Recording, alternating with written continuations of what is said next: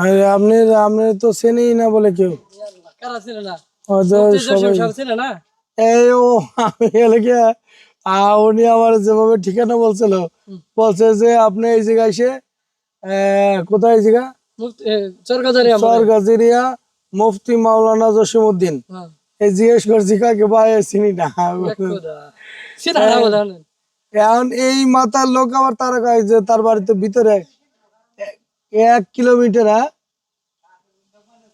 1 kilometre দুই আসার ভিতরে আসার পরে ছিলাম এই ভাই হয়েছে একজন মুফতি মাওলানা জসিমউদ্দিন হাফেজ নাকি কি নাম কি একটু পরিচয়টা দেন হাফেজ মাওলানা মুফতি জসিমউদ্দিন আচ্ছা যাক উনি মানে বয়সটা শোনা যায় না আপনি একজন হাফেজ মাওলানা মুফতি জসিমউদ্দিন জি আচ্ছা তো পোশাক আশাকের এই অবস্থায় কাজ করেন প্রচুর তাই না ভুট্টার গাড়ি করতে উঠাইতেছি একদিকে মুরগি গরুর খামার করেন আর একদিকে মাদ্রাসা এই যে মসজিদ মসজিদের ইমামতি করেন জি এই মসজিদের এই যে মসজিদ এই যে মসজিদটা একটু দেখান এই মসজিদের ইমামতি করে উনি আর হইছে হ্যাঁ আর হইছে আপনার মাদ্রাসা এই যে মাদ্রাসা জি জি নাম আচ্ছা কতজন ছাত্র ছাত্রী আছে এখন বর্তমানে 25 জন আছে 35 জন যাই হোক আরো আছে নাকি মাদ্রাসা না আগে আছিল আমি বাদ দিছি মানে কষ্ট হইতেছে অনেক এই শিক্ষকতা করেন নাকি জি আচ্ছা ভাই অনেক পরিশ্রমী মানে কি বলবো ধারণার বাইরে যে পরিশ্রমী তো আমরা আসছি আপনার ওই ভিতর থেকে এইখানে এসে আচ্ছা আমরা এটা এখন লাইভ ভিডিওতে সরাসরি যাবো যে তাহলে ভিতরে যাই ওকে তো কাটেন আমি পরিচয় দিয়ে তারপরে চলে এসে আপনি গরু পালার অভিজ্ঞতা মূলত কত দিনে 2020 সাল থেকে 2020 সাল এর ভিতরে তো অনেক ভাবে গরু পালন জি বলছি এই অনেক ভাবে গরু পালনের ভিতরে আমাদের যে একটা মানে ব্যাখ্যা দিতে পারেন মানে আগে পরে যে গরুগুলো পালছেন তাতে কিরকম রেজাল্ট পাইছেন আর এখন এই মাত্র 1 মাস 7-8 দিন বা 10 দিন যে খাইছেন এই এখন কি রেজাল্ট পাইছেন এই স্যার আপনার 2020 সাল থেকে 2026 সাল 6 বছর তো পার করছেন জি 6 বছরের ভিতরে যে আপনার জীবনের যে ইয়াগুলো আছে এই যে খামার জগতে জি যে আপনি যে কি করছেন কোথেকে আসছেন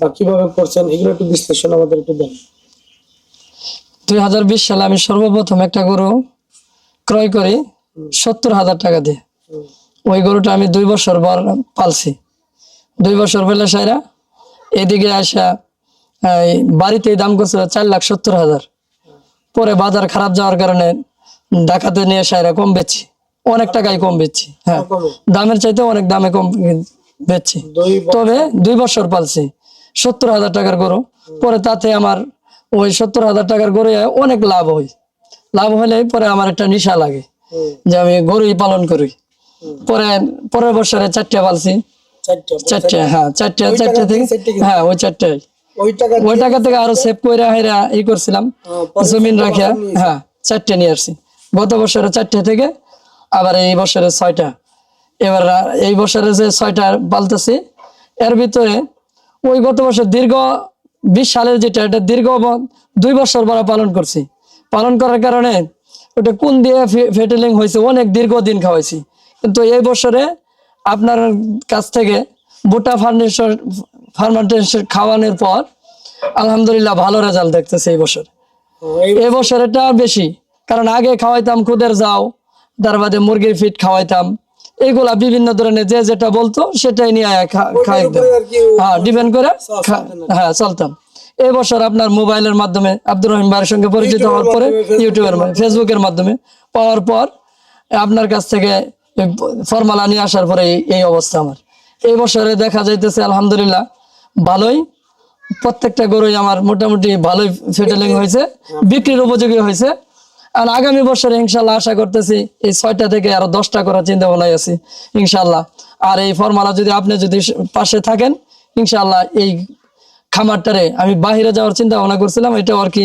মোটামুটি ভাবে যদি ভালো লাভবান বোঝা যায় বাহিরে আর যাবো না হ্যাঁ এটাও একটা চিন্তাধারা ছিল এখন মোটামুটি যদি লাভ হয় এবছর দেখতেছি অনেক সুন্দর হয়েছে আগামী বছর দেখবো যদি আরো লাভ হয় তাহলে আর বাহিরে যাব না ইনশাল্লাহ আমি এই খামারের দিকেই আগাবো এতটুকু চিন্তা করছেন কি যে আমার যদি এখানে লাভ না হয় হ্যাঁ বা ইনকাম সোর্স যদি ভালো না হয়, ভালো না হয় বাইরে চলে যাবো। জি বা বাংলাদেশের ইনকামে হইতাছে না, জি। কারণ সব জিনিসের দাম বাড়তি, জি সব জিনিসের দাম বাড়তি, কিন্তু আমাদের জীবন মান বা উন্নত জীবন মান উন্নত ভাবে যে চলবো জি। সেই সিস্টেমটা আমাদের বাংলাদেশে নাই। নাই।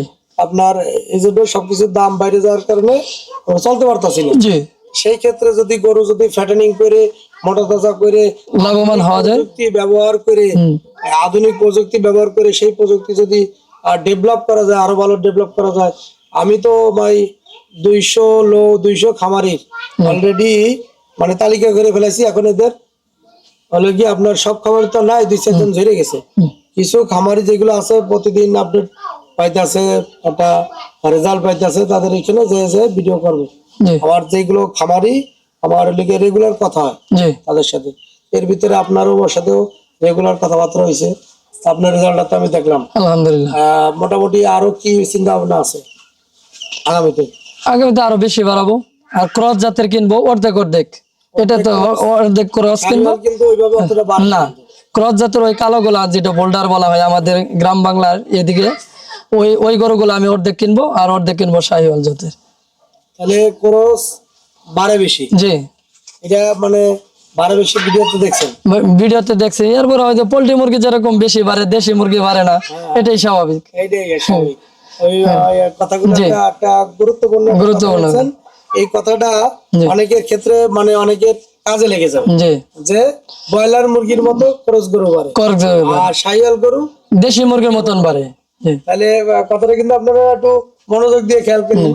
খরচ গরু ব্রয়লার মুরগির মতো বাড়ে বাড়ে, আর শাহিওয়াল দেশি গরুগুলা দেশি মুরগির মতন বাড়ে। এই শাহিওয়াল গরুগুলো দেশি মুরগির মতো বাড়ে। জি তা বিষয়টা হচ্ছে এরকম, আপনার জাতের উপরে কিছু ডিপেন্ড করে, জি জাতের উপরে ডিপেন্ড করে। যাই হোক আলহামদুলিল্লাহ, জি সর্বশেষ একটাই বলবো, মাশাআল্লাহ বলবেন আপনারা। জি ওনার গরুগুলো দেখে আমার ভালো লাগতেছে, ওনার ভালো লাগতেছে। ওনার বিদেশ যাওয়ার চিন্তা ভাবনা ছিল, সেখান থেকে উনি কিন্তু ফিরে আসার চিন্তা ভাবনা। ফিরে আসার চিন্তা ভাবনা, এখন খাবার নিয়েই থাকবে আর কি। জি তো খামার মসজিদ আছে, মাদ্রাসা আছে, যাক, এগুলা নিয়ে ইনশাআল্লাহ সব নিয়ে। দিন দিন দিনের দিনের রাস্তায় চলবে, জি দিন নিয়ে লোকে কাজ করবে, মানুষকে শিক্ষা দেবে, এলেম শিক্ষা দেবে ঘরে ঘরে। আমরা মুসলমান হিসেবে এলেম শিক্ষাটা আমাদের দরকার। জি তো সুপ্রিয় দর্শক, আমি ভিডিও বেশি কথা বাড়াবো না। উনি এখন লোকে একটু ভিডিওতে দেখাই দেব আস্তে আস্তে ধীরে ধীরে, এটা আপনারা দেখেন। আপনি যে